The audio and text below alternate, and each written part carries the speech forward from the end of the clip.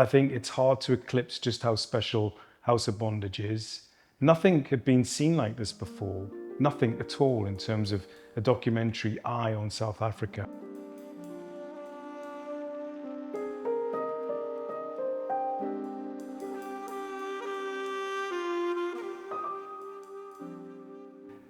Thinking ahead, really, I think is what Ernest Cole was doing with this book. I think he knew, because he stated that one day South Africa will be free.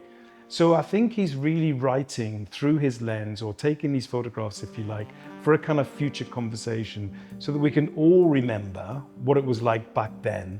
And the risks of taking that in the presence that he was doing that are quite clear, because we know that black life during apartheid is precarious, that no one's really caring for it, that you could be taken, beaten, killed, and left to die without any sense of justice around you. So again, this really does emphasize just how important each one of these frames are.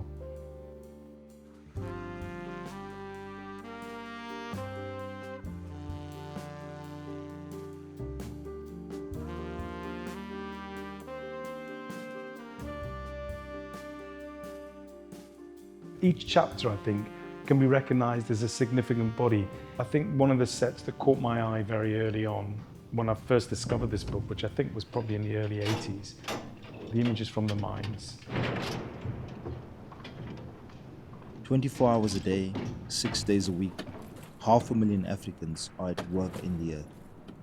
Although they are never given the dignity of being called miner, only boy or boss boy if they head up a work gang, the highest job to which they can aspire. It was very hard to differentiate the workplace and what looked like a concentration camp. What kind of crime have you done as a person to be treated like this in the workplace? Sleeping arrangements, concrete bunkers, chaos in terms of being able to organize their lives, clear references to things like the history of slavery, clear references to exploitative capitalism. The level of distance between wealth, poor, and exploitation is really summed up within these images.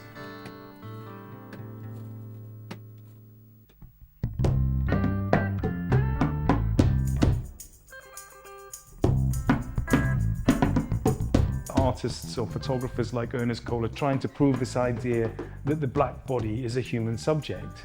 So it's a kind of rounded package when we talk about black ingenuity. He is offering you the creative arts, the music. That's where you can begin also to build greater empathy with the subject. Everybody cooks, everybody eats, everybody wants their children to be educated, everybody enjoys the arts, everybody wants a daily life, and I think once you begin to celebrate that, I think you're closing the gap of difference. Otherwise, you just have a series of images of black victimology. And I'm sure, and Ernest was not about that at all.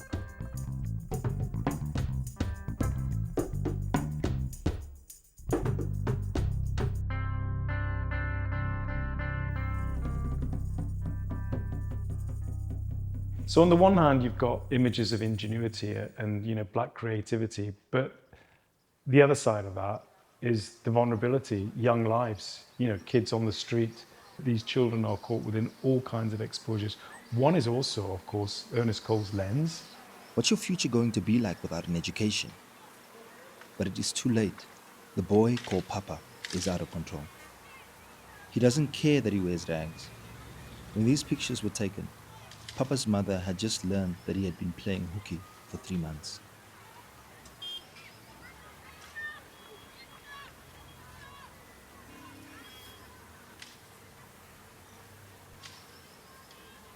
There's a double sense of abandonment within this photograph. There's an abandonment by both sets of communities. Where are they from? What are their families doing? And then if they are abandoned in that context, how does the state care for its subjects in that space?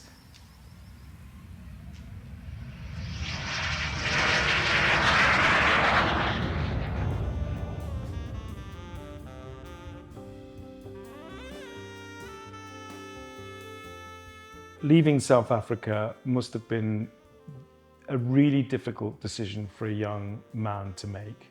Arriving in North America at the height of the civil rights movement, I think there must have been devastating consequences for him, thinking, oh my God, you know, I've escaped from South Africa, but I'm still in the land of kind of where the black subject is not free.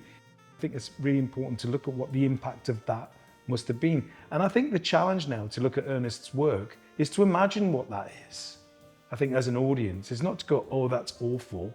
I think the challenge, if we are to really look at this work quite carefully, is to think, what is it like to live truly within the House of Bondage? And in terms of exile, to imagine you've escaped it, where really all you've done is entered another neighborhood of bondage.